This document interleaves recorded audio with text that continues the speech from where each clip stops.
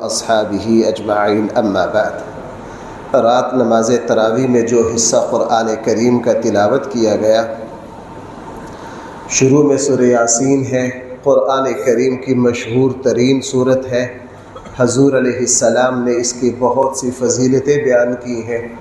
اس صورت کے آغاز میں اللہ جل جلالہ نے نبی کریم صلی اللہ علیہ وسلم کی نبوت اور رسالت کو قسم کھا کے ثابت فرمایا۔ اللہ تعالیٰ کسی کی قسم کھائے، یہ اس کے لیے بہت بڑا اعزاز ہے۔ اللہ تعالیٰ نے قسم کھائی، قرآن کریم کی قسم کھائی اور قسم کھا کر فرمائے انک لمن المرسلین، آپ رسولوں میں سے ہیں۔ سورہ یاسین کے اترنے کا وہ زمانہ ہے جب کفار نبی کریم صلی اللہ علیہ وسلم کی رسالت کے شدید ترین مخالف تھے۔ اللہ نے قسم کھا کے فرمایا اے ہمارے حبیب، آپ کیوں پریشان ہوتے ہیں؟ یہ ایرے غیرے آپ کی نبوت کو نہیں مان رہے تو نہ مانیں، آپ کا رب قسم کھا کے کہہ رہا ہے کہ آپ اللہ تعالیٰ کے رسول ہیں۔ اور بھائی یہی میرے اور آپ کے لیے سبق ہے، ہم اپنی نیکیوں کا ریٹ بندوں سے کیوں لگوائیں، دوسروں سے کیوں لگائیں؟ جب میرا اللہ میری اور آپ کی نیکیوں کی قدر کرنے والا ہے تو بھائی اللہ کے بعد ہمیں کسی اور کی قدردانی کی ضرورت نہیں ہے۔ قرآن کریم نے کافروں کی ضد کو ایک مثال سے سمجھایا۔ فرمایا ایک شخص وہ ہے، اس کے آگے بھی دیوار ہو، پیچھے بھی دیوار ہو، دائیں بھی دیوار ہو، بائیں بھی دیوار ہو، اس کو بھلا کیا نظر آئے گا؟ فرمایا لوگوں، یہ جو تعصب ہے، یہ جو ضد ہے، یہ بھی اسی طرح کے ایک پردے ہیں۔ جب دماغ پر تعصب آ جائے، بھائی جب دماغ پر کیا آ جائے؟ ضد آ جائے، تعصب آ جائے، غرور کا پردہ چڑھ جائے، انا پرستی کا بت جو ہے وہ دماغ میں بیٹھ جائے تو پھر بندہ حق بات کو کبھی بھی قبول نہیں کرتا۔ اس لیے ہمارے آقا صلی اللہ علیہ وسلم کی ایک بڑی پیاری دعا ہے، اللہم ارنا الحق حقا وارزقنا اتباعہ، اے اللہ مجھے حق کا حق ہونا جلدی دکھا دے اور اس کی اتباع کی توفیق عطا فرما دے۔ وَأَرِنَا الْبَاطِلَ بَاطِلًا، اے اللہ باطل کا باطل ہونا مجھے میرے اوپر واضح کر دے اور اس کی اتباع سے مجھے بچا لے۔ اس لیے اپنے آپ کو ضد سے بچانا، اپنے آپ کو تعصب سے بچانا۔ قرآن کریم نے سورہ یاسین میں ایک اور بات بڑی پیاری ارشاد فرمائی ہے کہ اے لوگو، تم جو نیکیاں کر رہے ہو ہم ان نیکیوں کو بھی لکھ رہے ہیں، اور تمہاری نیکیاں جو اثرات آثار چھوڑ رہی ہے ہم ان کو بھی لکھ رہے ہیں۔ ہم کیا کر رہے ہیں؟ نکتب ما قدموا وآثارہم وکل شیء احصیناہ۔ اسی لیے صدقہ جاریہ کی یہ آیت قرآن کی بہت بڑی دلیل ہے۔ فرمایا ہم تمہاری نیکی کو بھی لکھ رہے ہیں اور تمہاری نیکی جو اثرات مرتب کرے گی اس کو بھی کیا کر رہے ہیں۔ مثلا ایک عالم دین ہے، اس نے کتاب لکھی، قرآن کی تفسیر لکھی، حدیث کی تشریح لکھی، یہ اس کی نیکی ہے، اس کو لکھ لیا گیا۔ یہ کتاب، یہ تفسیر قیامت تک پڑھی جاتی رہے گی، یہ سارے اس کے اثرات ہیں۔ اللہ فرما رہے ہیں ہم تمہاری نیکی کا بدلہ بھی دیں گے اور تمہاری نیکی کے اثرات کا بدلہ بھی۔ اور بھائی بعض مرتبہ اثرات اصل نیکی سے بڑھ جاتے ہیں۔ بھائی ذرا توجہ کرنا، بعض دفعہ کیا ہوتا ہے، اثرات جو ہے وہ نیکی سے بڑھ جاتے ہیں۔ آپ نے کوئی خیر کا کلمہ، کوئی نصیحت کسی کو کر دی، آپ نے نیک کام کیا، اگلے نے اس کو پلے باندھ کے ساری زندگی عمل کیا۔ اب آپ نے ایک نیکی کی دعوت دی، اگلا بندہ ساری زندگی اس پر عمل کر رہا ہے، یہ ساری زندگی کا عمل اس کے اثرات ہیں، یہ ساری زندگی کا بھائی کیا ہے۔ اسی لیے آقا کریم یہ پوری امت مسلمہ جو ہے یہ صدقہ جاریہ ہے ہمارے آقا کریم صلی اللہ علیہ وسلم کا۔ بھائی ہم جتنے مسلمان قیامت تک نیکیاں کریں گے، اس راہ پر انسانیت کو کس نے لگایا؟ نبی کریم صلی اللہ علیہ وسلم نے۔ اس لیے بھائی اپنی زندگی کا کوئی نہ کوئی صدقہ جاریہ پیدا کرنا۔ قرآن کریم نے یہاں 3 نبیوں کا تذکرہ کیا. اللہ تعالیٰ نے 3 نبی کسی علاقے میں بھیجے. بھائی سننا، یہ ہمارے معاشرے کی، میرے اور آپ کا مسئلہ ہے. 3 نبی کسی جگہ بھیجے، انہوں نے قوم کو اللہ کی دعوت دی. اس قوم نے آگے سے کہا کہ تم ایک تو رسول نہیں ہو، دوسرا تمہارے اندر تو نعوذ باللہ نحوست ہے. تمہارے اندر کیا ہے؟ نحوست. قرآن کریم نے ارشاد فرمایا، ان نبیوں نے کہا لوگو ہمارے اندر نحوست نہیں ہے، تم جو کفر کر رہے ہو، اللہ کا انکار کر رہے ہو، نحوست تو اس میں ہے، نحوست تو اس میں ہے. بھائیو تو نعوذ باللہ نماز میں کوئی نحوست نہیں، نحوست سود میں ہے. سچائی میں کوئی نحوست نہیں. نحوست کس میں؟ اس لیے آج ہم کیا سمجھنے لگ جاتے ہیں، آج میں اور لوگ کیا سمجھتے ہیں کہ جی فلاں نیک عمل کرنے کی وجہ سے یہ خرابی پیدا ہوگی. بھی کیسے پیدا ہوگی؟ کیسے پیدا ہوگی؟ کوئی شخص کہے، بہت سال پرانی بات ہے، مجھے لگتا ہے 8-10 سال پہلے، ایک میاں بیوی میرے پاس آئے، دونوں میرے پاس آئے. مجھے یعنی وہ بات میرے کانوں سے سنی ہے لیکن مجھے آج بھی اس پر یقین نہیں آتا. وہ شوہر مجھے کہنے لگے کہ جی بیوی کے منہ پر آ کے بیٹھے، جی ہمارا کوئی مسئلہ حل کر دیجئے. بیوی کے منہ پر کہہ رہا جی یہ میرے لیے منحوس ہے، جب سے یہ آئی ہے میرا اس طرح اس نے لمبی، جب پوری بات کر لی نا مجھے سمجھ نہ آیا اس کو کیا جواب دوں. میں لاجواب ہو گیا. جب سوچ کے نا کیا جواب دوں، میں نے کہا یار مجھے آپ کا جواب نہیں آ رہا، کاش میرے پاس حضرت عمر والا کوڑا ہوتا نا، تجھے تو میں سیدھا کر دیتا.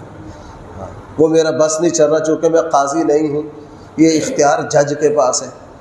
اللہ اور اس کے رسول نے میاں بیوی کو بھائی ایک دوسرے کے لیے باعث برکت بنایا، باعث نحوست بنایا. بدبخت ہے وہ شخص جو اپنی بیوی کو منحوس سمجھے، لعنت ہے اس پر. اللہ تعالیٰ نے تو کیا فرمایا کہ اللہ تعالیٰ نکاح کے ذریعے تمہارے ایمان کو کامل کرتا ہے.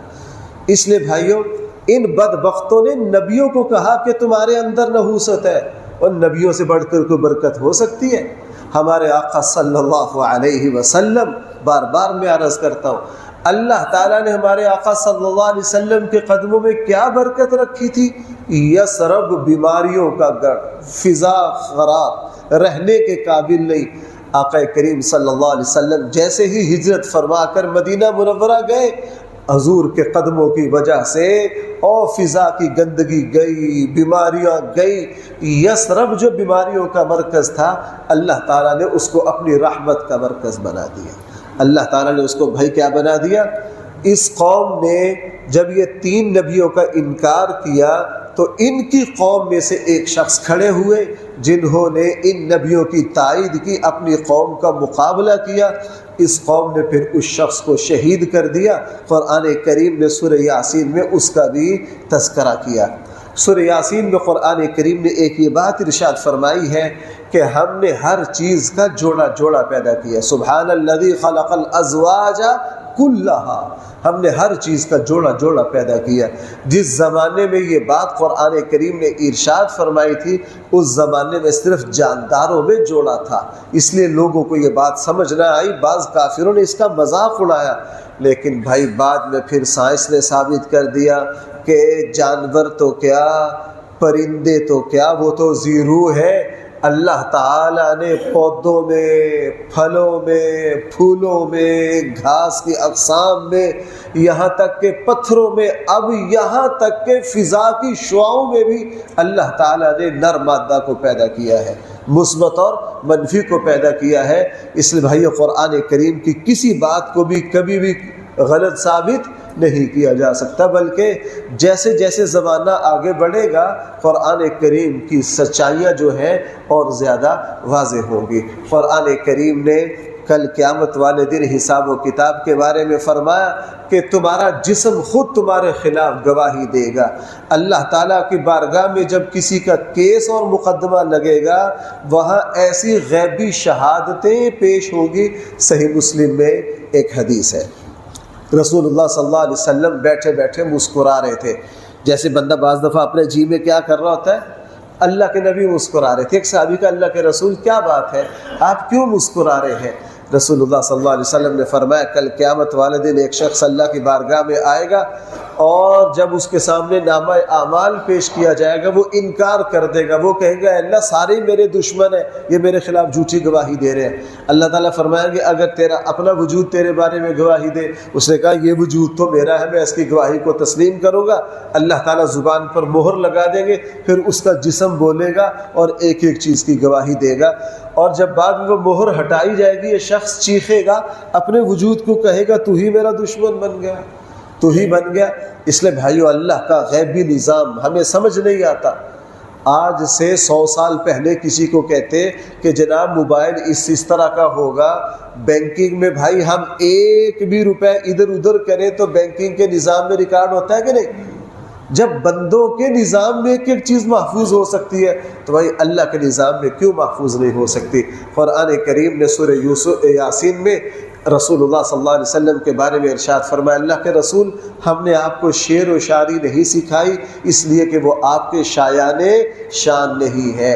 میں نے سورۃ الشعراء میں عرض کیا تھا شاعر جو ہوتا ہے وہ لفظوں سے کھیلتا ہے، اس کا سارا فن الفاظ میں ہوتا ہے، استعارات میں ہوتا ہے، تشبیہات میں ہوتا ہے، شاعر تخیل پیش کرتا ہے، شاعر مبالغہ کرتا ہے، اور شاعر جو ہے اگلے کے دل کو لبانے کی کوشش کرتا ہے، وہ ادبی صنفوں کے تقاضوں کو پورا کرتا ہے، وہ قافیہ اور ردیف کی رعایت کرتا ہے۔ یہ سارا کچھ الفاظی تکلف ہے بھائی، یہ سارا کچھ کیا ہے؟ الفاظی تکلف ہے۔ انبیاء علیہ الصلاۃ والسلام لفظوں سے نہیں کھیلتے، انبیاء علیہ الصلاۃ والسلام سچائیاں بیان کرتے ہیں، انبیاء علیہ الصلاۃ والسلام حقائق لاتے ہیں۔ رسول اللہ صلی اللہ علیہ وسلم سے بڑا فصیح و بلیغ کون ہے؟ اللہ کے نبی اگر شعر کہنے پر آتے تو پوری دنیا کے شاعر مل کے حضور کے شعر کا مقابلہ نہ کر سکتے، لیکن اللہ تعالیٰ کو یہ بات، اور بھائی فطری طور پر شاعر جو ہوتا ہے الفاظ میں شعر ہوتا ہے، کردار میں بزدل ہوتا ہے۔ بھائی میں کیا بات عرض کر رہا ہوں؟ شاعر الفاظ میں کیا ہوتا ہے اور کردار میں بزدل ہوتا ہے۔ حضرت حسان بن ثابت جیسے عظیم الشان صحابی جنگ میں شریک نہیں ہوتے تو کہتے تھے میں اس میدان کا بندہ نہیں ہوں، میں اس میدان کا بندہ نہیں ہوں، لیکن نبی ایسا شجاع و اشجاع و بہادر ہوتا ہے کہ نبی صرف الفاظ کا بہادر نہیں ہوتا، نبی تو مرد میدان ہوتا ہے، نبی تو صاحب کردار ہوتا ہے۔ اس لیے فرمایا کہ ہم نے آپ کو شعر کا علم نہیں دیا۔ قرآن کریم نے سورہ صافات میں تذکرہ کیا کہ یہ جو آسمان کا نظام ہے یہ اتنا محفوظ ہے کہ کوئی جنات و شیاطین اوپر کے نظام کو معطل نہیں کر سکتے، اللہ کا غیبی نظام اتنا مستحکم ہے۔ قرآن کریم نے ایک یہ بات ارشاد فرمائی ہے اس بارے میں کہ کل قیامت والے دن ایک جنتی جب جنت میں چلا جائے گا اپنے اہل جنت کے ساتھ خوش گپیوں میں مصروف ہوگا، دل لگی میں مصروف ہوگا، تو اس کو اچانک خیال آئے گا دنیا میں میرا ایک دوست تھا، میں اس کو اللہ کی دعوت دیتا، وہ مجھے غیر اللہ کی دعوت دیتا، میں اسے یہ کہتا کہ مرنے کے بعد کی زندگی ہے، وہ مجھے کہتا تو پگلوں والی بات کرتا ہے، بے وقوفوں والی بات کرتا ہے، آج میں ذرا دیکھوں تو صحیح اس کا کیا بن رہا ہے، میں تو اللہ کے مہمان خانے جنت میں پہنچ گیا ہوں۔ جب یہ خیال آئے گا تو وہ جنت کی کھڑکیوں پر آئے گا۔ قرآن کریم کے اسلوب سے یہ سمجھ آتا ہے کہ جنت مقام بلند پر ہے، دوزخ جو ہے وہ نیچے ہے۔ اہل جنت جب چاہیں گے جہنم کے مناظر کو دیکھ سکیں گے، جہنم کے مناظر کو۔ یہ بندہ جب اوپر کھڑا ہو کر دوزخ کا معائنہ کرے گا اپنے اس دوست کو جہنم کی آگ میں پالے گا، اس کو جو کچھ کہے گا اس میں سے ایک بات بڑی دلچسپ ہے، وہ کہے گا اے میرے دوست جو کچھ میرے اللہ نے مجھ سے وعدہ کیا تھا میں نے تو اس کو 100% سچا پا لیا ہے، تیرے ساتھ کیا بیت رہی، تیرے ساتھ کیا بیت رہی ہے۔ اس لیے کل قیامت والے دن دنیا میں وہ دوست جو گمراہی کا سبب بنے، ان کو کل قیامت والے دن اندازہ ہوگا کہ ہماری زبانوں سے کیا نکلتا رہا۔ قرآن کریم نے اس بارے میں حضرت ابراہیم خلیل اللہ علیہ السلام کے بیٹے کو ذبح کرنے کی عظیم الشان قربانی کا تذکرہ کیا۔ بس اس میں ہے تو یہ ساری آیات ہی عجیب، لیکن اس میں ایک بات یہ ہے، اللہ تعالیٰ فرما رہے ہیں کہ میرے خلیل ایسے تھے، میں نے ان کو جو حکم دیا انہوں نے 100% اس کو کیا کیا، پورا کیا۔ اور بھائیو یہی بات میرے اور آپ پر لازم ہے کہ ہم غلاموں کی طرح اللہ جو حکم دے گا اس کو پورا۔ وہ ایک اللہ والے تھے نا، بازار سے غلام لائے خرید کے، بھائی سننا ذرا، ایک اللہ والے تھے بازار سے کیا لائے خرید کے، غلام۔ اس کو گھر لا کے کہنے لگے بھائی آپ کیا کھاؤ گے؟ اس نے کہا جو آپ کھلاؤ۔ آپ کیا پیو گے؟ کہنے لگے جو آپ پلا دیں۔ سونے کی باری ہے کہ بھائی کہاں سو گے؟ جہاں آپ سلا دیں۔ جو پوچھیں جی جو آپ کہہ دیں۔ بھائی آپ نے آرام کہاں کرنا ہے؟ جہاں آپ کہیں۔ جب اس نے 6-7 جگہ یہ کہا نا آپ جو کہیں، آپ جو کہیں، اس اللہ والے پر کیفیت طاری ہو گئی۔ اس اللہ والے فرمایا میں تیرا خدا نہیں ہوں، میں تجھے بازار سے خرید کر لایا ہوں، تو میری ایسی اطاعت کر رہا ہے جیسی تو میری اطاعت کر رہا ہے۔ اگر میں ایسی اللہ کی فرما برداری کرنے لگ جاؤں تو فرشتوں سے آگے نکل جاؤں، فرشتوں سے آگے نکل جاؤ۔ بہرحال ابراہیم خلیل اللہ علیہ السلام کو جو حکم دیا، حضرت ابراہیم نے پیچھے مڑ کے نہیں دیکھا، اس کو فوراً پایا، تکمیل تک پہنچایا۔ قرآن کریم نے سورہ صاد میں کافروں کے اس وفد کا ذکر کیا۔ اللہ کے نبی کے چچا محترم ابو طالب کی خدمت میں مکہ کی قیادت آئی، انہوں نے رسول اللہ صلی اللہ علیہ وسلم کو پورا IMF کا پورا پیکج دیا۔ کیا دیا؟ IMF کا پورا پیکج دیا کہ جی آپ ہماری شرائط مان لیں، آپ اللہ کی توحید کو چھوڑ دیں، آپ اس کو چھوڑ دیں، ہم آپ کی یہ خواہش پوری کرتے ہیں، یہ پوری کرتے ہیں، یہ پوری کرتے ہیں۔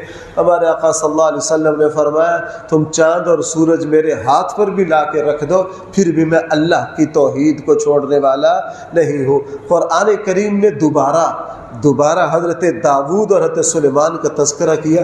یہ اللہ کے ایسے 2 لاڈلے پیغمبر بھائی، جہاں بھی تذکر آتا رہے ان کا، سورہ صاد میں ہے، سورہ نمل میں ہے، سورہ انبیاء میں ہے، جہاں بھی ان دونوں باپ بیٹے کا تذکر آتا ہے اللہ وہاں فرماتے ہیں یہ میرے شکر گزار بندے تھے۔ یہ کیا تھے؟ اللہ نے بادشاہت بھی مثالی دی، اللہ نے نبوت بھی مثالی دی، اللہ نے آواز بھی مثالی دی۔ حضرت داؤد علیہ السلام اگر پانی پر بیٹھ کر زبور پڑھتے تو پانی میں کیفیت پیدا کر دیتے، پہاڑ پر بیٹھتے تو پہاڑ میں بھائی پتھر کو ہلا دیتے۔ یا جبال اوبی معہ والطیر وَأَلَنَّا لَهُ الْحَدِيدَ أَنِ اعْمَلْ صَابِغَاتٍ وَقَدِّرْ فِي السَّرْدِ وَاعْمَلُوا صَالِحًا۔ ایسا معجزہ دیا، یوں پکڑتے لوہا ہاتھ میں موم ہو جاتا، جس طرح بچے موم سے جو چاہے بنا لے۔ آج کل وہ ایک میرے بچوں کے ہاتھ میں دیکھا، وہ آٹا سا کیا کہتے ہیں اس کو، بچے جو چاہتے ہیں بناتے رہتے ہیں۔ تو لوہا حضرت داؤد علیہ السلام کے ہاتھ میں اس طرح تھا۔ اتنی طاقت اور قوت جس کو دے دے اللہ، وہ اپنی اوقات بھول جاتا ہے، وہ کبھی بھی شکر بجا نہیں لاتا۔ لیکن یہ باپ بیٹا اللہ کے ایسے محبوب پیغمبر تھے، اللہ نے ان کو جیسی طاقت دی ان کا شکر ویسے ویسے بڑھتا گیا۔ میرے اور آپ کے لیے سبق یہ ہے، ہم ہر حالت میں کبھی بھی اللہ کی شکر گزاری کو نہ بھولیں، اللہ کی شکر گزاری کو۔ اور اس کے بعد قرآن کریم نے ایک سارے نبیوں کا تذکرہ کیا، اور پھر سورہ صاد کے آخر میں شیطان، ابلیس اور حضرت آدم کے سجدے کا تذکرہ کیا۔ یہ واقعہ قرآن میں بار بار گزر رہا ہے، اور قرآن مجھے اور آپ کو یاد دلا رہا ہے کہ شیطان تمہارا دشمن ہے، تم اس دشمن کی بات نہیں مانو گے۔ تم نے اپنے والد حضرت آدم کی روش پر جانا ہے کہ غلطی ہو جائے معافی مانگ لینی ہے، تم نے شیطان کی روش پر نہیں جانا۔ اس کے بعد قرآن کریم نے یہ بات ارشاد فرمائی ہے کہ زمین و آسمان کا جو نور ہے، یہاں کے جو اندھیرے ہیں، یہاں جو کچھ بھی ہے، یہ اللہ کا پیدا کردہ ہے۔ پھر قرآن کریم نے ایک یہ بات ارشاد فرمائی ہے کہ انسان کا عجیب مزاج ہے، جب ہماری طرف سے اس کو بھلائی پہنچتی ہے اپنی اوقات بھول جاتا ہے، اور ہماری طرف سے مشکل آتی ہے تو یہ مایوس ہو کر بیٹھ جاتا ہے۔ حالانکہ مومن کا کام کیا ہے؟ جب اس کو بھلائی پہنچے اللہ کا شکر کرے، اور جب اللہ نہ کرے پریشانی سے واسطہ پڑے تو صبر کرے۔ تو بھائی کیا کرے؟ صبر کرے۔ اور پھر آخر میں قرآن کریم نے یہ بات ارشاد فرمائی ہے کہ ہم اپنے بندوں کا انشراح اسلام پر شرح صدر فرما دیتے ہیں۔ اسلام پر شرح صدر یہ ہے کہ اسلام لانے کے بعد پھر اللہ اور اس کے رسول کی کسی بات پر کوئی اشکال پیدا۔ بھائی ذرا بیدار ہونا، آپ سے ایک بات عرض کرو، انشراح صدر ویسے تو اللہ نے لاکھوں لوگوں کو عطا فرمایا، لیکن اس امت میں سب سے زیادہ شرح صدر اللہ نے صدیق اکبر کو عطا کی۔ ایسے عجیب بندے تھے، اللہ کے رسول نے جو کہہ دیا اس پر کبھی اشکال ہوا ہی نہیں، اس پر کبھی اشکال ہوا ہی نہیں، جو کہہ دیا فرمایا بالکل ٹھیک، بالکل ٹھیک۔ تو بھائی شرح صدر، الم نشرح لک صدر، سینے کا کھل جانا اسلام پر یہ ہے کہ اللہ اور اس کے رسول کی بات پر کوئی اشکال پیش نہ آئے۔ جہاں یہ بات آ جائے کہ میرے اللہ نے یہ بات فرمائی ہے یا میرے حبیب صلی اللہ علیہ وسلم نے یہ بات فرمائی ہے، بس پھر بندہ کسی چیز کی کوئی پرواہ نہ کرے۔ اللہ تعالیٰ مجھے اور آپ کو صحیح سمجھ عطا فرمائے۔ الحمدللہ رب العالمین والصلاة والسلام علی سید المرسلین وعلى آله وصحابه اجمعین۔ ربنا آتنا فی الدنیا حسنہ وفی الآخرة حسنہ وقنا عذاب النار۔ اے اللہ اس قرآن کریم کو، اس روزے کو ہمارا سفارشی بنا دے۔ اے اللہ یہ پہلی تاکرات مکمل ہو رہی ہے، اے اللہ اگر یہ شب قدر ہے تو اے اللہ اس کی رحمتوں سے ہمیں نوازیے۔ اے اللہ ہماری زندگی میں آنے والی کسی بھی لیلۃ القدر سے اے اللہ اس کی برکتوں سے، اس کے اجر سے ہمیں محروم نہ فرما۔